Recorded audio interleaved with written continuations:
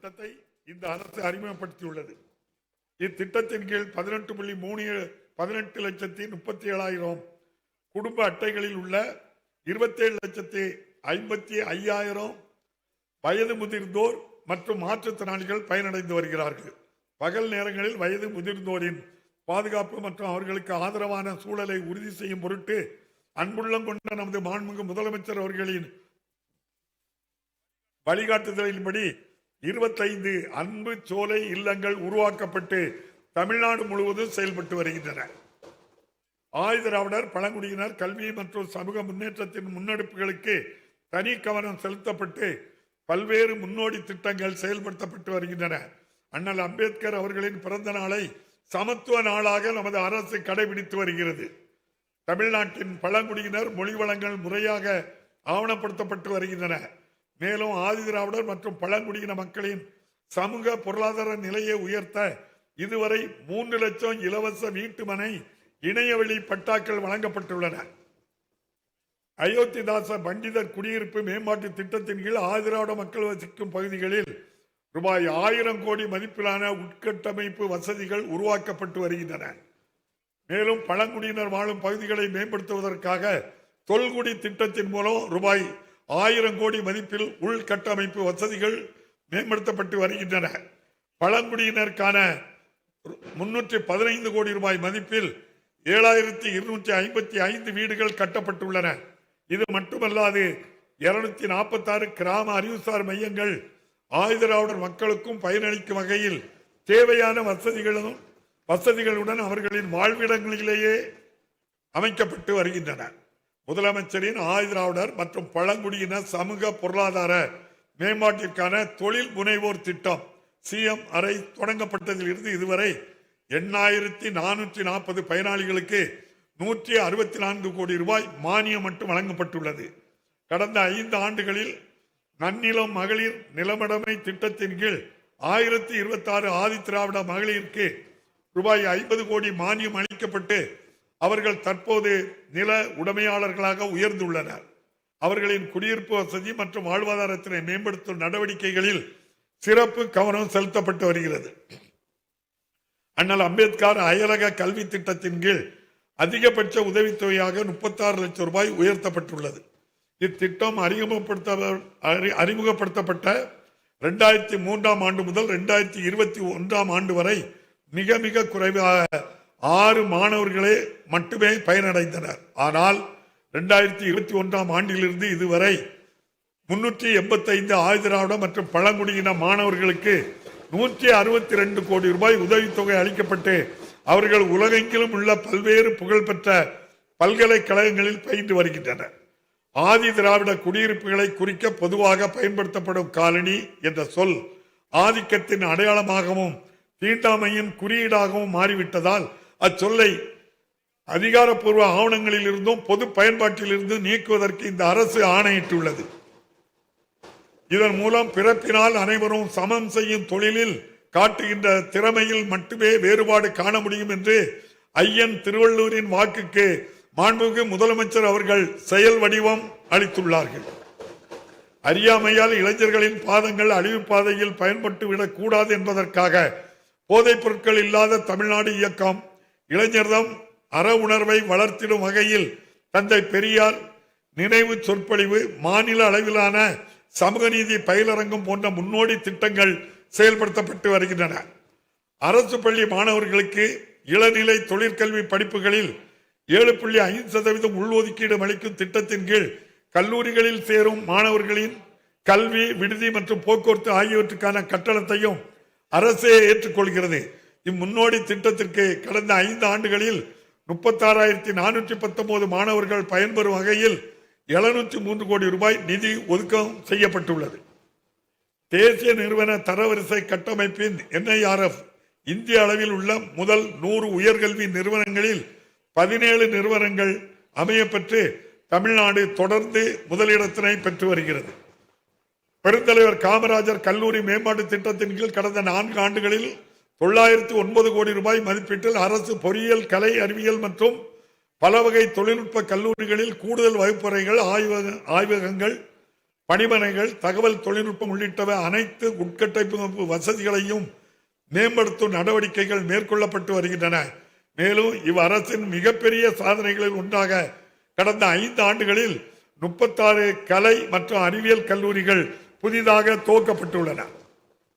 வளர்ந்து வரும் தகவல் தொழில்நுட்ப யுகத்தில் நம் மாணவர்கள் செயற்கை நுண்ணறிவு உட்பட தொழில்நுட்ப துறையில் உள்ள வாய்ப்புகளை முழுமையாக பயன்படுத்திடவும் அத்துறையில் அரிய சாதனை படைத்திடவும் தமிழ்நாட்டில் உள்ள அறிவியல், பொறியியல், வேளாண்மை மற்றும் மருத்துவம் உட்பட பல்வேறு கல்லூரிகளில் பயின்று வரும் 10 லட்சம் மாணவர்களுக்கு இந்த ஆண்டில் 2172 கோடி ரூபாய் மதிப்பீட்டில் மடிக்கணினிகள் வழங்கப்பட்டு வருகின்றன.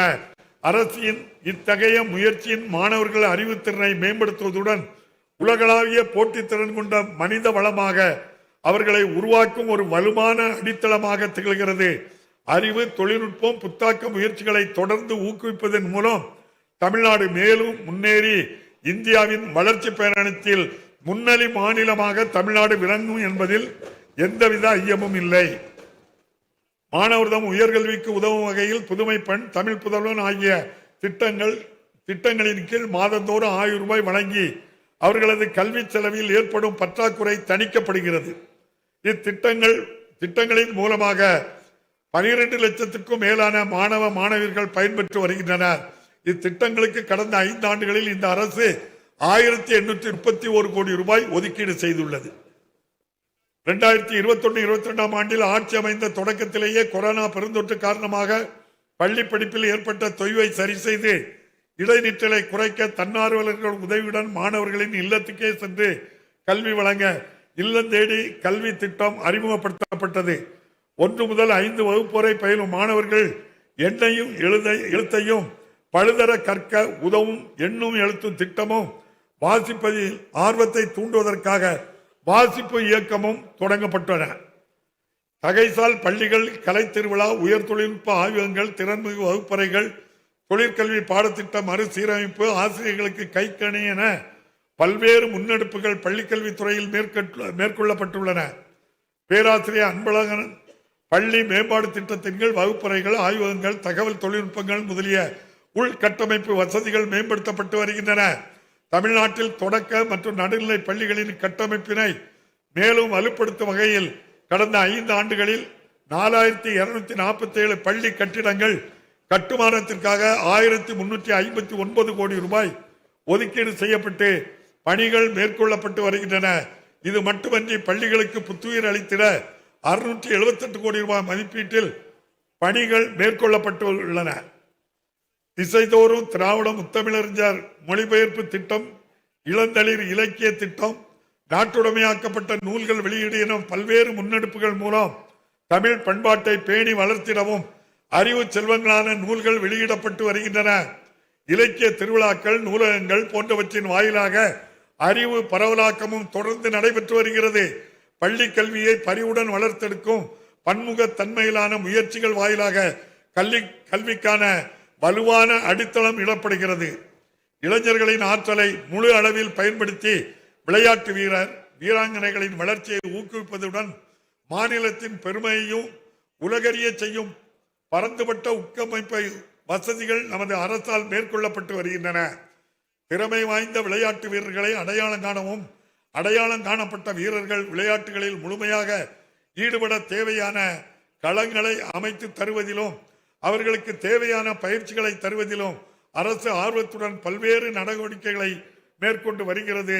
உள்ளூர் அளவிலான விளையாட்டு வீரர்கள் மாநில அளவிலும் தேசிய அளவிலும் உலக அளவிலும் வெற்றி பெற தேவையான அனைத்து முயற்சிகளும் முழு மூச்சுடன் முன்னெடுக்கப்பட்டு வருகின்றன. செயற்கை இலை ஓடுபாதைகள், விளையாட்டு அரங்கங்கள், நீச்சல் குளங்கள், தரமான புதிய மாவட்ட விளையாட்டு வளாகங்கள் மற்றும் ஒலிம்பிக் அகாடமிகள் போன்றவை உருவாக்கப்பட்டு வருகின்றன. ஏற்கனவே செயல்பாட்டில் உள்ள நவீன அரங்கங்கள் சர்வதேச தரத்துக்கு ஈடு கொடுக்கும் வகையில் மேம்படுத்தப்பட்டு வருகின்றன.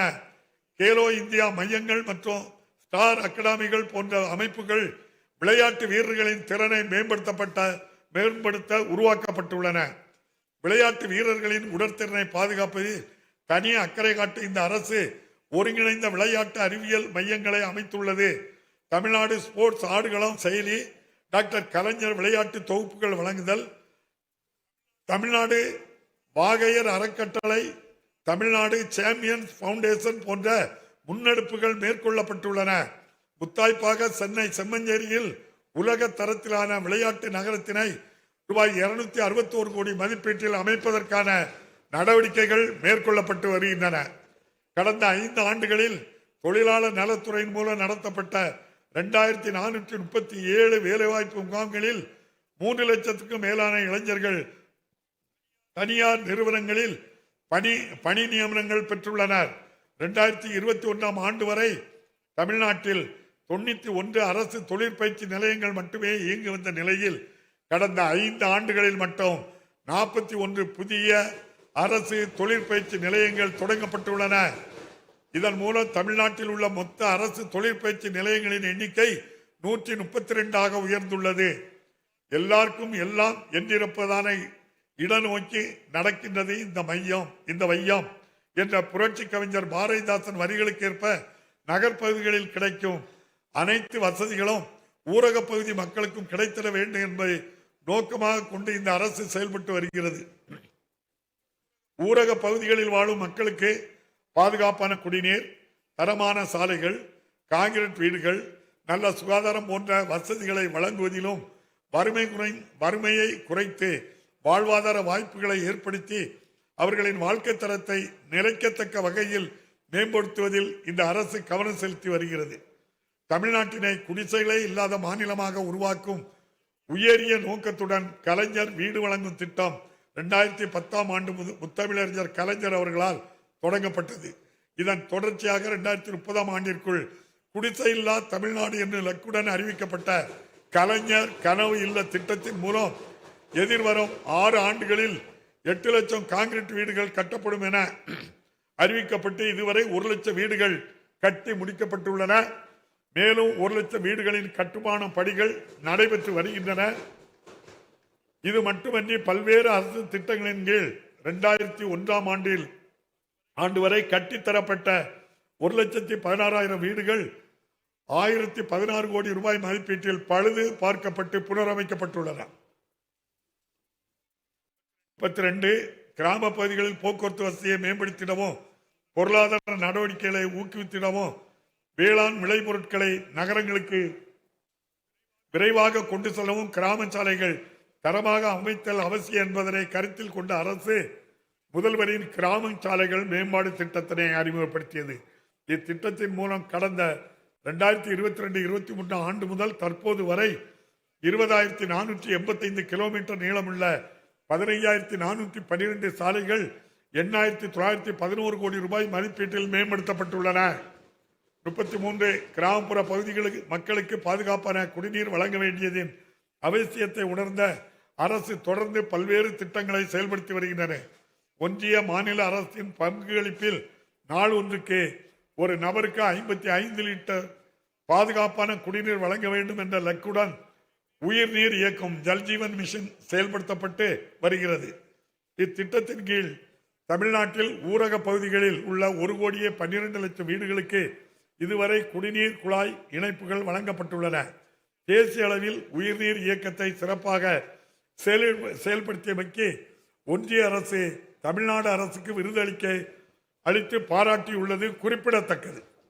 இவ்வளவு சிறப்பாக தமிழ்நாடு அரசு செயல்பட்டு இருப்பினும் தமிழ்நாட்டுக்கு இத்திட்டத்தினை செயல்படுத்த விடுவிக்க வேண்டிய 3,112 கோடி ரூபாய் நிதியினை ஒன்றிய அரசானது கடந்த 1.5 ஆண்டுகளாக விடுவிக்கவில்லை. மேலும் எந்த ஒரு புதிய திட்டத்திற்கும் அனுமதியும் அளிக்கப்படவில்லை. எனவே மிகவும் முக்கியமான இத்திட்டத்திற்கு தேவையான நிதி ஆதாரங்களை ஒன்றிய அரசு விரைவில் வழங்கிட தமிழ்நாடு அரசு வலியுறுத்தியுள்ளது. அனைத்து கிராம அண்ணா மறுமலர்ச்சி திட்டம் 2 கீழ் ஒவ்வொரு கிராம ஊராட்சிக்கும் தேவையான அடிப்படை வசதிகள் ஏற்படுத்திட குறைந்தபட்ச அடிப்படை நிதியாக தலா 30 லட்சம் ரூபாயும் செயல்திறன் ஊக்க நிதியாக 5 லட்சம் ரூபாயும் வழங்கப்படுகிறது. இத்திட்டத்தின் கீழ் ஊரக பகுதிகளில் ஏற்கனவே கட்டப்பட்டுள்ள 10,417 நூலகங்கள் 163 கோடி ரூபாய் மதிப்பீட்டில் புனரமைக்கப்பட்டுள்ளன. 35 அடுத்தபடியாக இந்த அரசின் மிகப்பெரிய சாதனைகளில் ஒன்றாக வருவாய்த்துறை மூலம் தாங்கள் குடியிருக்கும் மனைக்கு உரிமையின்றி இருந்த லட்சக்கணக்கான குடும்பங்களுக்கு வீட்டுமனை பட்டா வழங்கியதன் மூலம் இந்த அரசு அவர்களது வாழ்நாள் கனவை நிறைவேற்றியுள்ளது.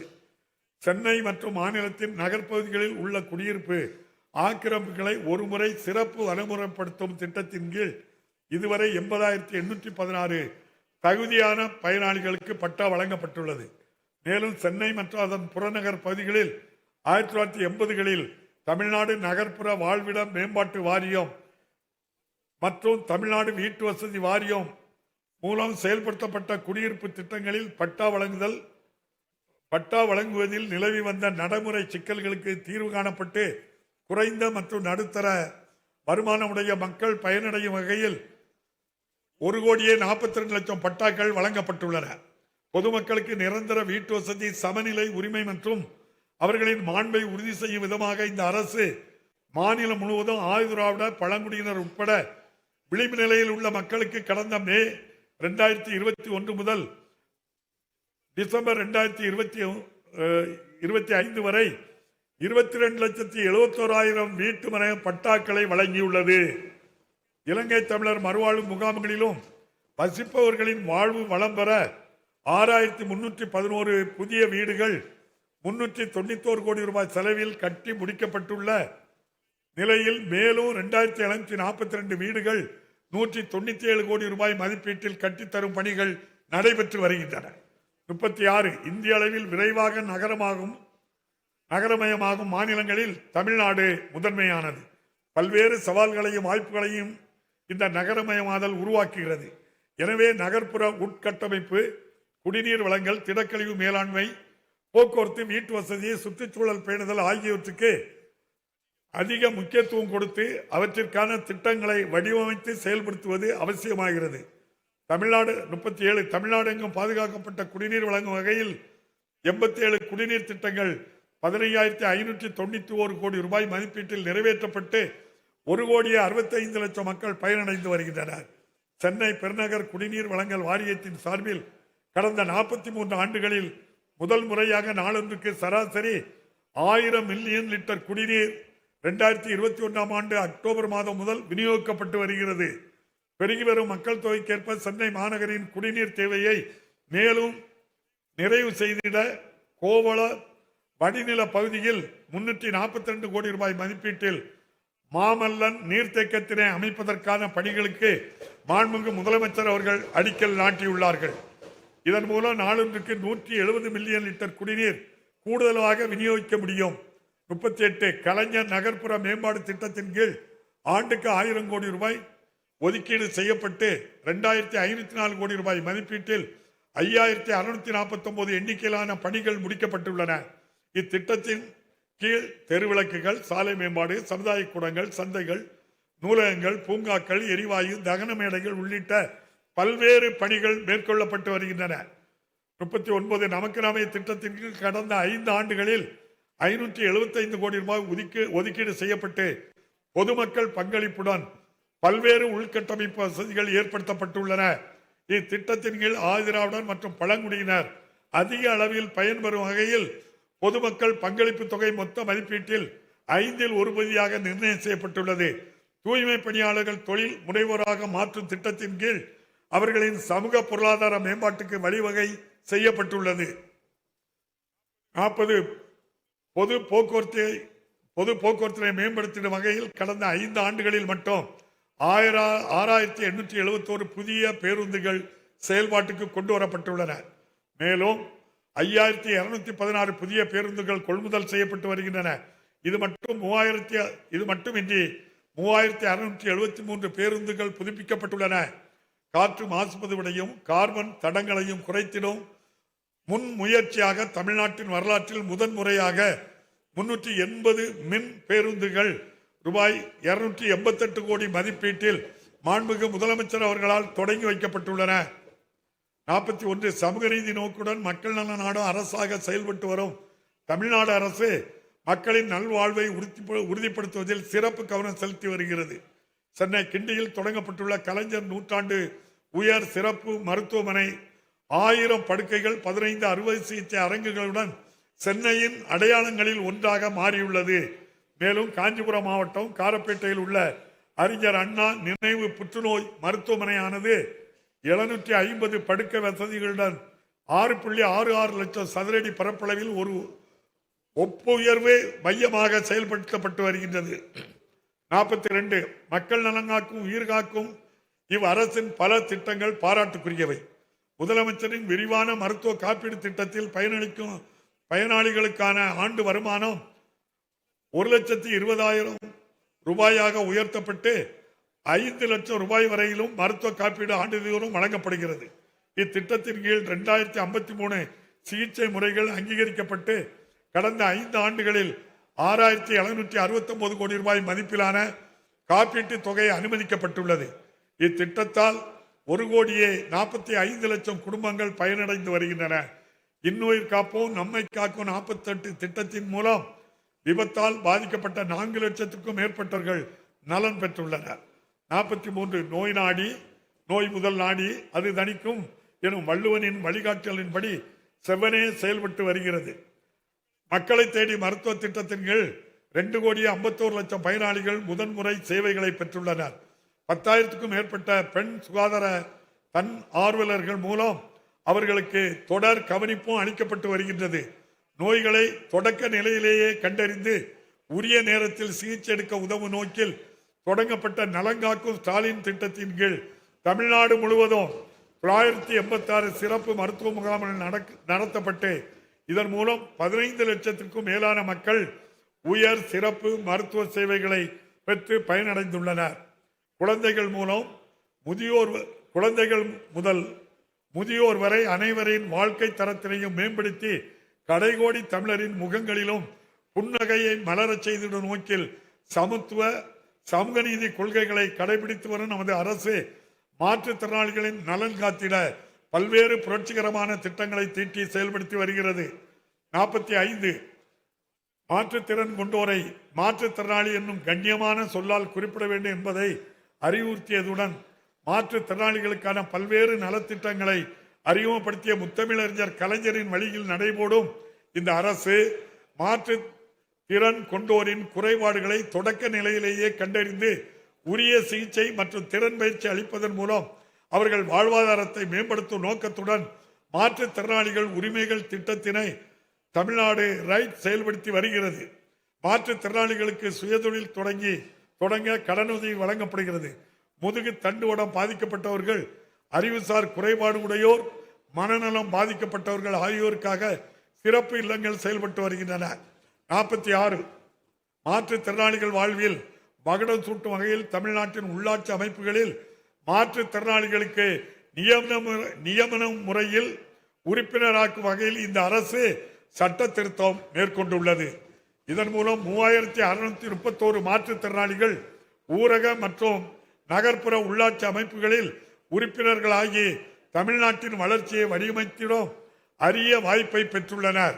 எல்லோருக்கும் எல்லாம் என்பதே இந்த அரசின் உயிர் நாடி என்பதை இந்நடவடிக்கை அழுத்தம் திருத்தமாக வெளிப்படுத்தியுள்ளது.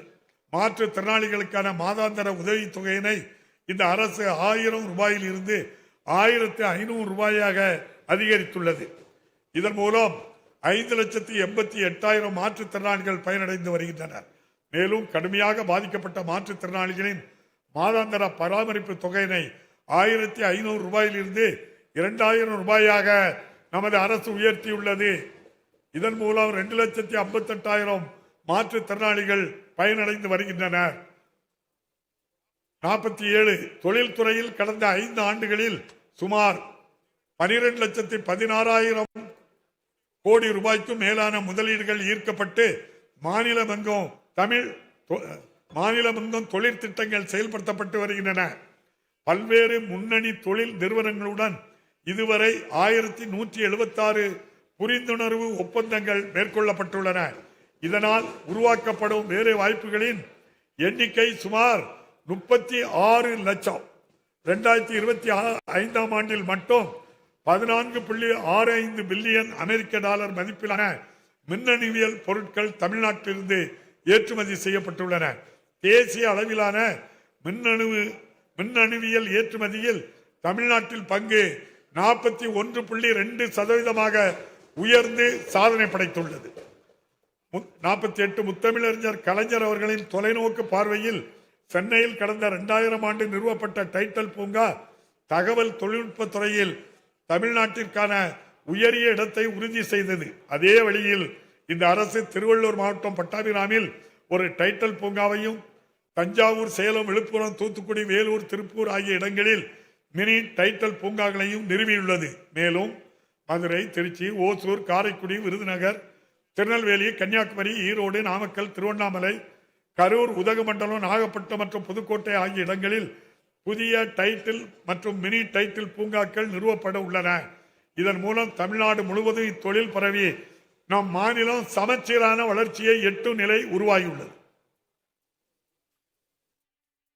49 சென்னையில் 83 கோடி ரூபாய் மதிப்பீட்டில் நிதிநுட்ப நகரம் பின்டெக் சிட்டி ஒன்று உருவாக்கப்பட்டு வருகிறது.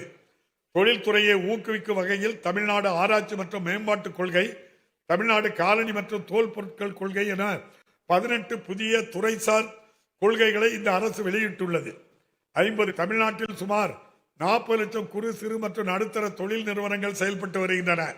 இவை மாநிலத்தின் மொத்த தொழிற்சாலை உற்பத்தியில் மிக முக்கிய பங்கினை வகிக்கின்றன.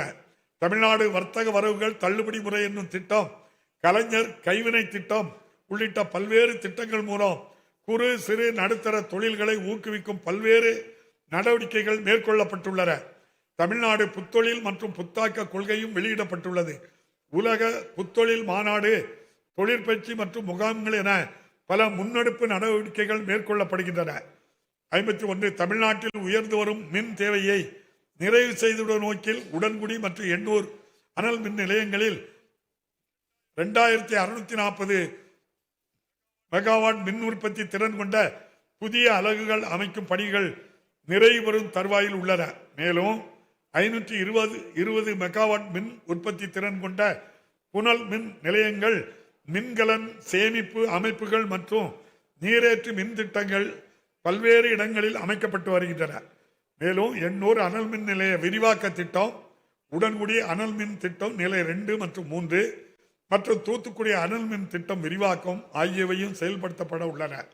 இவற்றின் மூலம் வரும் ஆண்டுகளில் தமிழ்நாட்டின் மின் உற்பத்தி திறன் 7000 மெகாவாட்டிற்கும் அதிகமாக உயரும்.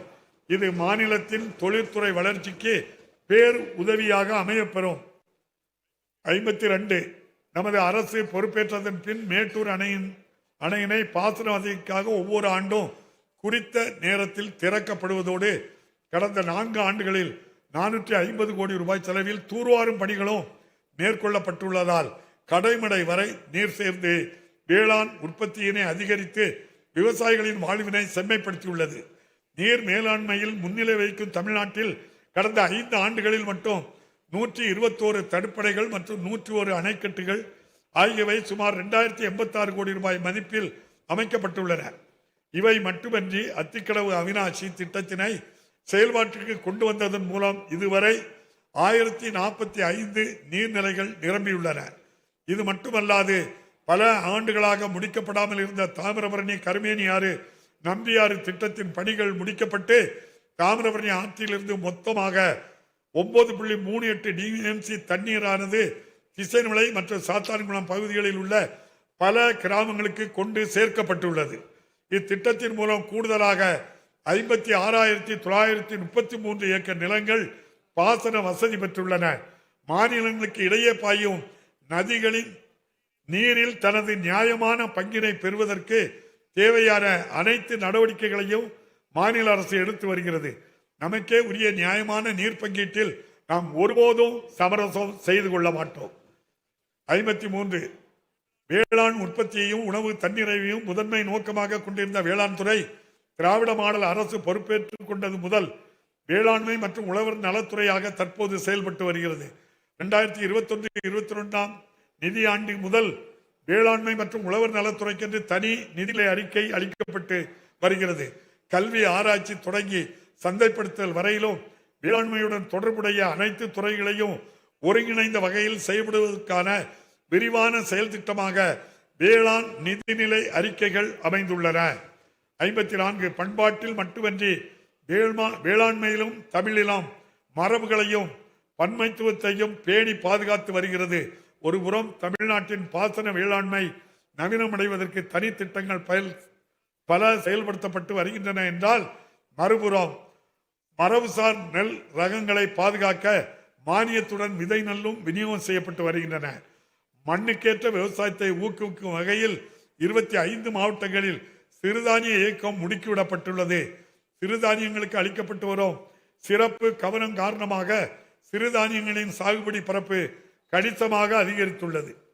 55 சூழலியல் நோக்கோடு உயிர்ம வேளாண்மையையும் இயற்கை இடுபொருள் பயன்பாட்டையும் இந்த அரசு தொடர்ந்து ஊக்குவித்து வருகிறது.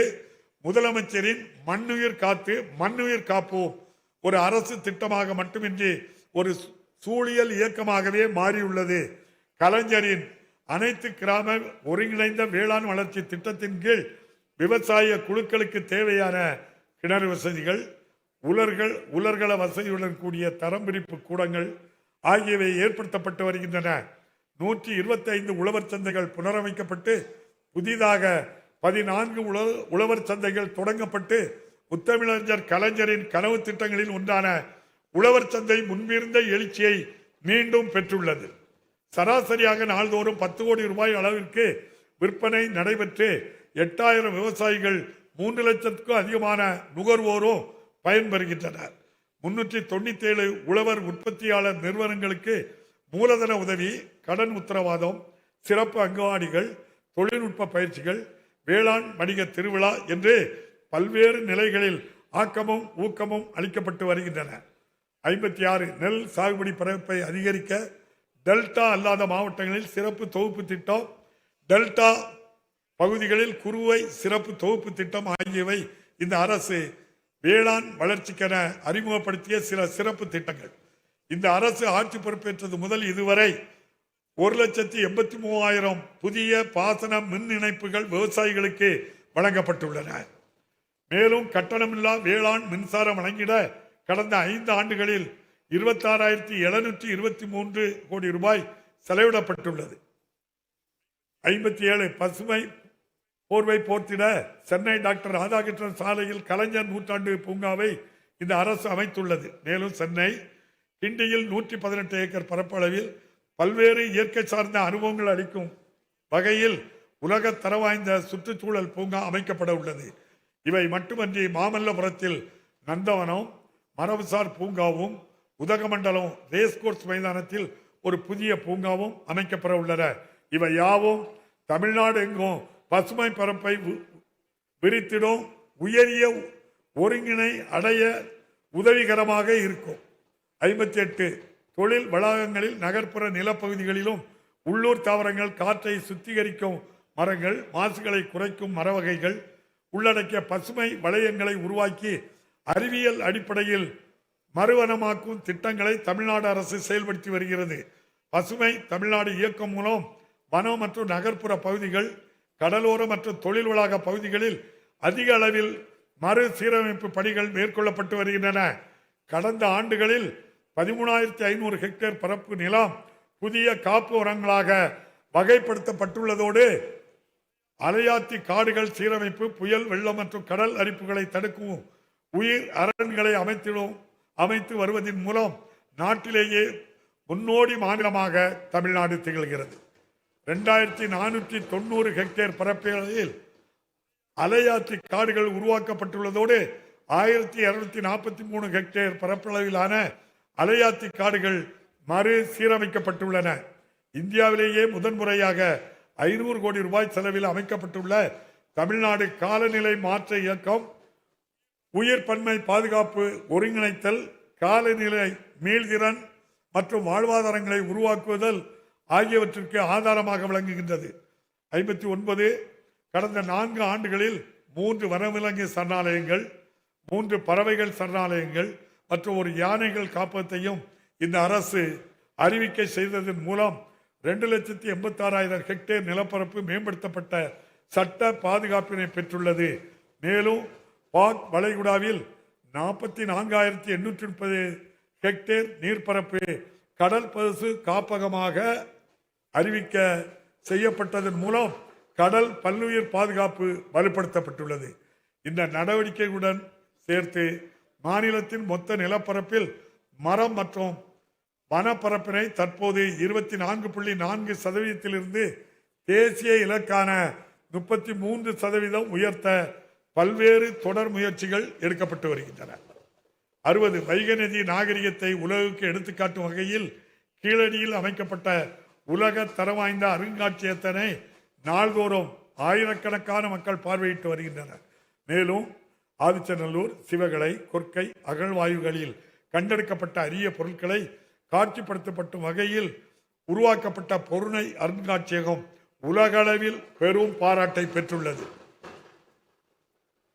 சரித்திர தேர்ச்சிகொள் என்ற மகாகவி பாரதியின் வாக்கு மக்கள் மனங்களில் உணர்வுபூர்வமாக வெளிப்பட்டு வருவதை பார்க்கிறோம்.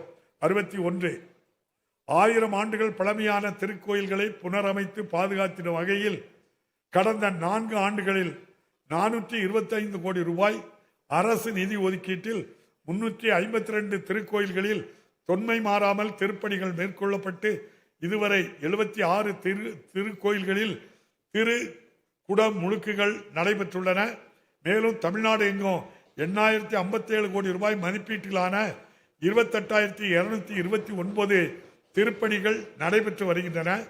3,956 திருக்கோயில்களில் திருப்பணிகள் மேற்கொள்ளப்பட்டு திரு குடமுழுக்குகள் நடத்தப்பட்டுள்ளன. ஒருங்கிணைந்த பெருந்திட்ட வரைவின் கீழ் 19 முக்கிய கோயில்களில் 1,770 கோடி ரூபாய் மதிப்பீட்டில் திருப்பணிகள் மற்றும் அடிப்படை வசதிகளை ஏற்படுத்துவதற்கான பணிகள் நடைபெற்று வருகின்றன. திருக்கோயில்களுக்கு சொந்தமான 8,262 கோடி ரூபாய் மதிப்பீட்டிலான 8,037 ஏக்கர் நிலங்கள் ஆக்கிரமிப்பிலிருந்து மீட்கப்பட்டது மிகவும் பாராட்டுக்குரியது. 62 சிறுபான்மையின மாணவர்கள் வெளிநாட்டு பல்கலைக்கழகங்களில் உயர் கல்வி பயில கல்வி உதவித்தொகை வழங்கும் புதிய திட்டம் அறிமுகப்படுத்தப்பட்டுள்ளது.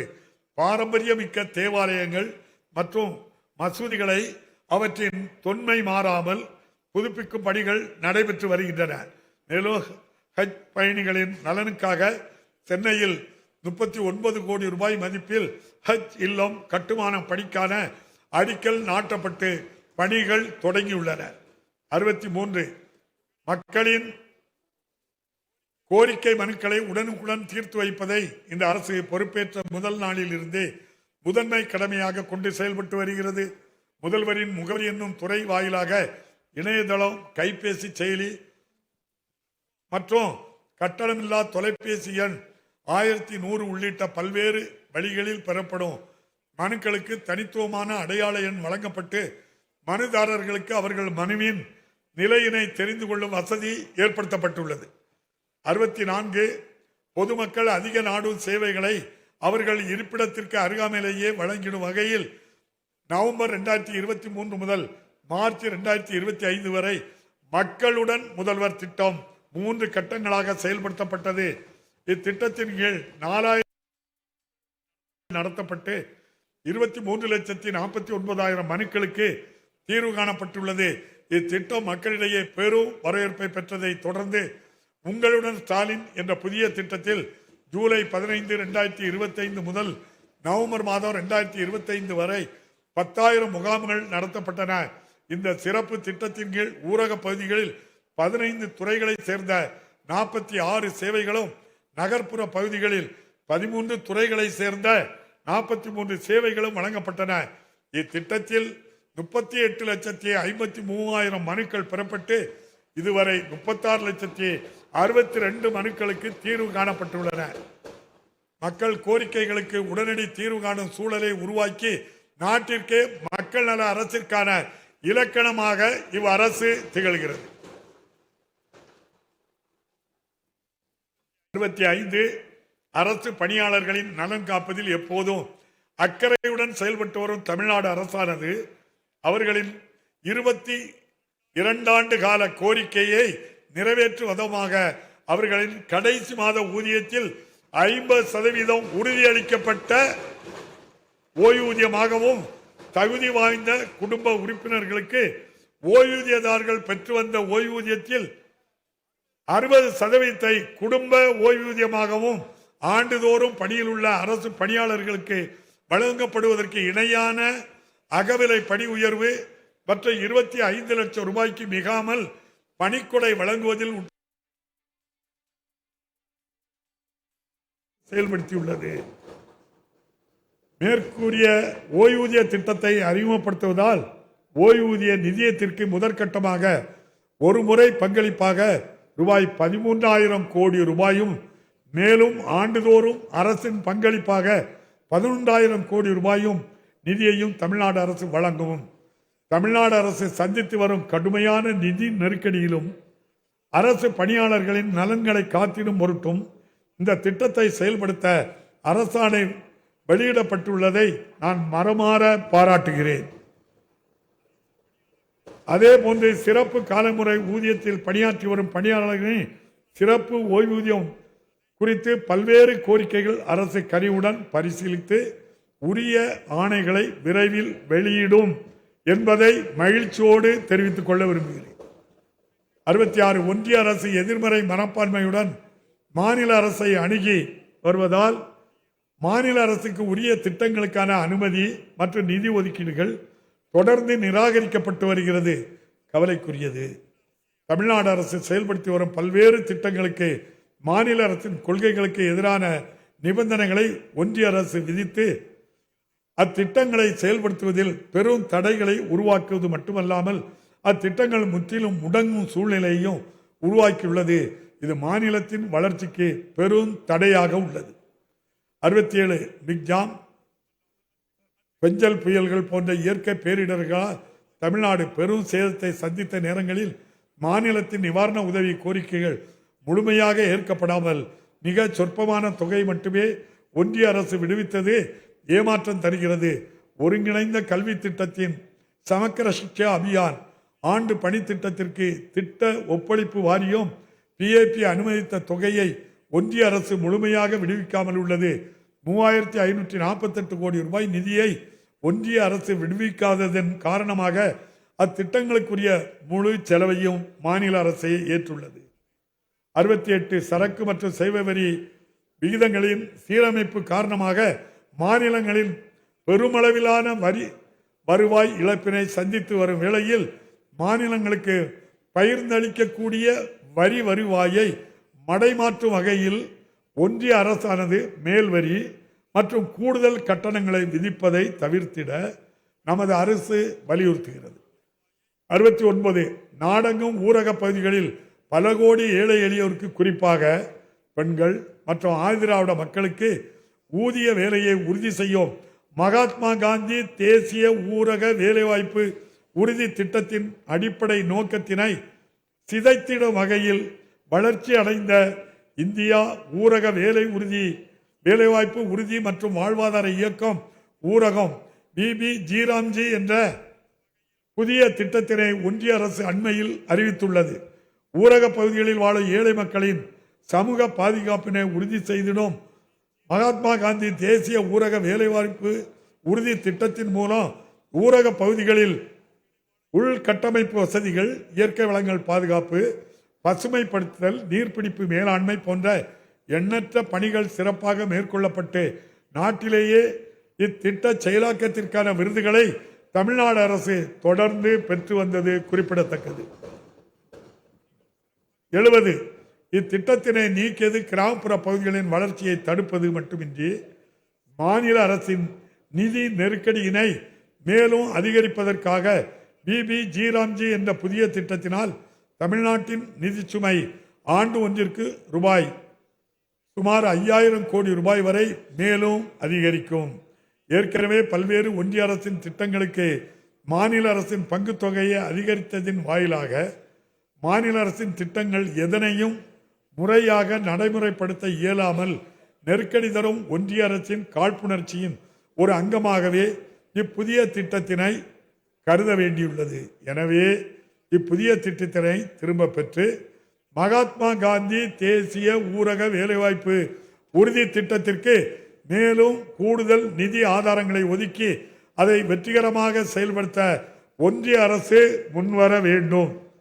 71 தமிழ்நாடு அரசின் திட்டங்களில் முத்தாய்ப்பானதாக கலைஞர் மகளிர் உரிமை திட்டம் அமைந்தது என்றதால் மகளிர் விடியல் பயண திட்டம், புதுமை பெண் திட்டம், பத்திரப்பதிவில் பெண்களுக்கான கட்டண சலுகை என மகளிர் மேம்பாட்டிற்காக இந்த அரசு அறிமுகப்படுத்திய திட்டங்களை அடுக்கிக் கொண்டே செல்லலாம். இவ்வாறாக மகளிர் நலன் மற்றும் மேம்பாட்டிற்காக இந்த அரசு செயல்படுத்தி வரும் பல்வேறு நல திட்டங்களில் பெரும்பான்மையான மாநிலத்தின் சொந்த நிதியில் இருந்து மட்டுமே செயல்படுத்தப்படுவது என்பதும் இந்த அரசுக்கு மேலும் பெருமை சேர்க்கும் ஒன்றாகும். 78 தமிழ்நாடு மீனவர்களின் பாதுகாப்பிற்கு இந்த அரசு அதிக முன்னுரிமை அளித்து வருகிறது. பாக் வளைகுடாவின் பாரம்பரிய மீன்பிடி பகுதிகளில் மீன்பிடி தொழிலில் ஈடுபடும் போது வழி தவறி இலங்கையின் கடல் எல்லைக்குள் நுழைய நேரிடும் நிகழ்வுகளில் சர்வதேச எல்லையை கடப்பதாக கூறி இலங்கை கடற்படையினர் தமிழ்நாட்டு மீனவர்கள் கைது செய்யப்படுகின்றனர். பின்னர் மாநில மற்றும் ஒன்றிய அரசுகளின் நடவடிக்கைகளால் அவர்கள் விடுவிக்கப்பட்டாலும் இடைப்பட்ட காலத்தில் அவர்கள் சிறைவாசத்தை அனுபவிக்கும் நிலையும், மீனவர்கள் விடுவிக்கப்பட்டாலும் அவர்களின் விடுவிக்கப்படாத நிலையும் நிலவுவதால் அவர்களின் வாழ்வாதாரம் மிகவும் பாதிக்கப்படுகின்றது. இந்த நீண்டகால பிரச்சனைக்கு தீர்வு காண்பதற்கான பேச்சுவார்த்தை நடத்திட கூட்டு பணிக்குழுவை மீண்டும் உயிர்ப்பித்திடவும் இருதரப்பும் ஏற்றுக்கொள்ளக்கூடிய நிலையான தீர்வை எட்டிடவும் ஒருங்கிணைந்த முயற்சிகளை ஒன்றிய அரசு மேற்கொள்ள வேண்டும் என்று இந்த அரசு வலியுறுத்தி வருகிறது. பல்வேறு நிதி நெருக்கடிக்கு இடையே ஒன்றிய அரசு உறுதியளித்தபடி உரிய நேரத்தில் தனது பங்கை விடுவிக்கும் என எதிர்பார்த்து சென்னை மெட்ரோ ரயில் திட்டத்தின் 2ஆம் கட்ட பணிகளை தடைபடாமல் நடைபெறுவதற்காக மாநில அரசே தனது சொந்த நிதியில் இருந்து திட்டத்திற்கு தேவையான நிதியை உரிய நேரத்தில் முன்னதாகவே விடுவித்து வந்தது. ஆனால் ஒன்றிய அரசு தனது பங்குகளை விடுவிப்பதில் ஏற்பட்ட காலதாமத்தால் கடந்த 2 ஆண்டுகளாக மாநிலத்தில் மற்ற பணிகளுக்கு நிதி ஒதுக்கீடு செய்வதில் பாதிப்பு ஏற்பட்டுள்ளது. மாண்புமிகு முதலமைச்சர் அவர்களின் தொடர் கோரிக்கைகளின் அடிப்படையில் ஒன்றிய அரசு சென்னை மெட்ரோ ரயில் 2ஆம் கட்ட திட்டத்திற்கு 50:50 என்ற விகிதத்தில் பங்கு மூலதன உதவி வழங்க ஒப்புதல் அளித்தது. இந்நிலையில் இத்திட்டத்திற்கான நிதியினை உரிய நேரத்தில் ஒன்றிய அரசு விடுவிக்கும் எனில் இத்திட்ட பணிகள் திட்ட காலக்கெடுவிற்கு முன்னதாகவே முடிக்கப்படும். தற்போது 74 தற்போது சென்னைக்கு அடுத்தபடியாக அதிவேகமாக வளர்ந்து வரும் 2ஆம் நிலை நகரங்களான கோயம்புத்தூர் மற்றும் மதுரை மாநகரங்களில் மெட்ரோ ரயில் திட்டத்தின் தேவையை உணர்ந்து அங்கு மெட்ரோ ரயில் திட்டத்தை நிறைவேற்ற வேண்டும் என இந்த அரசு முடிவு செய்தது. அதற்கான விரிவான திட்ட அறிக்கைகள் தயாரிக்கப்பட்டு ஒன்றிய அரசின் ஒப்புதலுக்கு அனுப்பி வைக்கப்பட்டன. எனினும் இந்த திட்ட அறிக்கைகளுக்கு ஒப்புதல் அளிக்காமல் அவற்றை ஒன்றிய அரசு திருப்பி அனுப்பியுள்ளது வருத்தம் அளிக்கிறது. கோயம்புத்தூர் மற்றும் மதுரை நகர மக்களில் 20 லட்சத்துக்கும் குறைவான மக்கள் தொகையை உள்ளதால் இத்திட்ட அறிக்கைகளுக்கு ஒப்புதல் அளிக்கப்படவில்லை என ஒன்றிய அரசு விளக்கம் அளித்துள்ளது.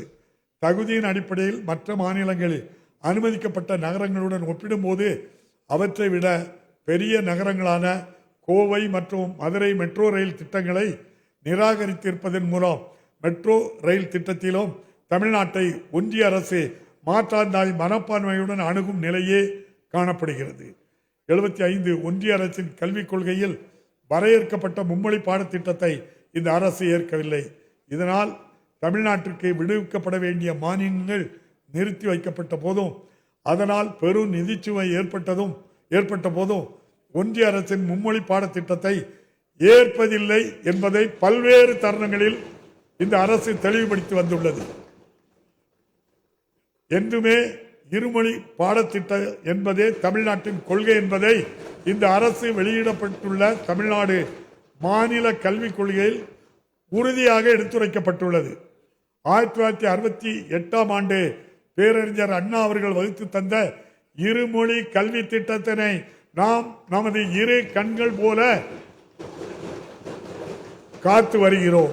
நம் உயிர்வோடும் உணர்வோடும் கலந்துள்ள செந்தமிழை காப்பதில் சமரசம் என்ற பேச்சுக்கே இடமில்லை.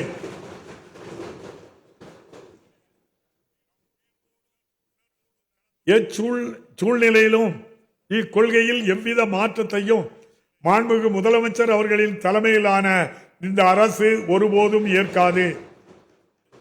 76 இந்தி மொழி திணிப்பை எதிர்த்து மாமன்றம் பல்வேறு காலகட்டங்களில் தீர்மானம் நிறைவேற்றியுள்ளது. இவ்வரசு பொறுப்பேற்றதற்கு பின்னர் 2022 ஆண்டு ஒன்றிய அரசின் கல்வி நிறுவனங்களில் இந்தி மொழியே பயிற்று மொழியாக இருக்க வேண்டும் என்பன உள்ளிட்ட அலுவல் மொழி தொடர்பான பாராளுமன்ற குழுவின் பரிந்துரைகளை நடைமுறைப்படுத்தக்கூடாது என ஒன்றிய அரசினை வலியுறுத்தி இப்பேரவையில் ஒருமனதாக தீர்மானம் நிறைவேற்றப்பட்டது. எனினும் தற்போது அனைத்து உயர்நிலை நிறுவனங்களிலும் 3ஆம் மொழி கற்பிக்க வேண்டும் என்று பல்கலைக்கழக மானிய குழு சுற்றறிக்கை வெளியிட்டுள்ளது. பல்கலைக்கழக மானிய குழுவின் இந்த நடவடிக்கையை மறைமுகமாக இந்தி தணிப்பாக மட்டுமே இவ்வரசு கருதுவதோடு இதனை நடைமுறைப்படுத்தக்கூடாது என ஒன்றிய அரசை இவ்வரசு வலியுறுத்துகிறது. 77 இவ்வகையில் உயர்தனி செம்மொழியின் பெருமையினை உலகறிய செய்திடவும் தமிழ்நாட்டின் உரிமைகளை போராடி பாதுகாத்திடவும் தமிழ் மக்களின் பெருங்கனவை நிறைவேற்றிடவும் எந்நாளும் ஓயாது உழைத்திட மாண்புமிகு முதலமைச்சர் அவர்களின் தலைமையிலான இந்த அரசு உறுதி பூண்டுள்ளது குறித்து நான் மனமாற பாராட்டுகிறேன். நாட்டின் பிற மாநிலங்களும் பின்பற்றும் வகையில் தமிழ்நாடு அரசு கடந்த 5 ஆண்டுகளில் அறிமுகப்படுத்திய பல வெற்றிகரமான திட்டங்கள் அனைத்துமே மக்களின் தேவையை அறிந்து அவர்களது வளமான வாழ்வு நலன் கருதியே வடிவமைக்கப்பட்டுள்ளன. இந்நிலையில் எதிர்வரும் 2030ஆம் ஆண்டிற்குள் தமிழ்நாடு அடைய வேண்டிய பரவலான வளர்ச்சி மற்றும் உயரிய இலக்குகள் குறித்து மக்களின் தேவைகள் மற்றும் கனவுகளை கண்டறிந்திட மாநிலத்தில் உள்ள 1,91,00,000 கிராமப்புற மற்றும் நகர்ப்புற பகுதிகளில் உள்ள குடும்பங்களை சந்தித்து அவர்கள் பயன்பெறும் அரசு நலத்திட்டங்கள் குறித்தும் அவர்களுடைய எதிர்பார்ப்புகள் மற்றும் கனவுகளையும் அறிந்திடும் நோக்கத்தில் 50,000க்கும் மேற்பட்ட தன் ஆர்வலர்களை பயன்படுத்தி உங்கள் கனவை சொல்லுங்க என்ற திட்டம் துவக்கப்பட்டுள்ளது. கடைகோடி தமிழரின் கனவுகளையும் கருத்துக்களையும் கண்டறிந்து எதிர்வரும் 5 ஆண்டுகளில் தமிழ்நாடு வளர்ச்சி பாதையில் விரைந்து பயணித்திட மாண்புமிகு முதலமைச்சர் அவர்களின் தலைமையிலான தமிழ்நாடு அரசு முழு முயற்சியில் ஈடுபட்டுள்ளது. அந்த முயற்சி வெற்றி பெற என்னுடைய வாழ்த்துக்களை தெரிவித்துக் கொள்கிறேன். 79 அனைவருக்கும் மீண்டும் ஒரு முறை எனது இனிய பொங்கல் நல்வாழ்த்துக்களை தெரிவித்துக் கொண்டு மகாகவி பாரதியாரின் காலத்தால் அழியாத கவிதை வரிகளுடன் எனது உரையை நிறைவு செய்கிறேன். வாழிய பாரத மணி திருநாடு. நன்றி, வணக்கம்.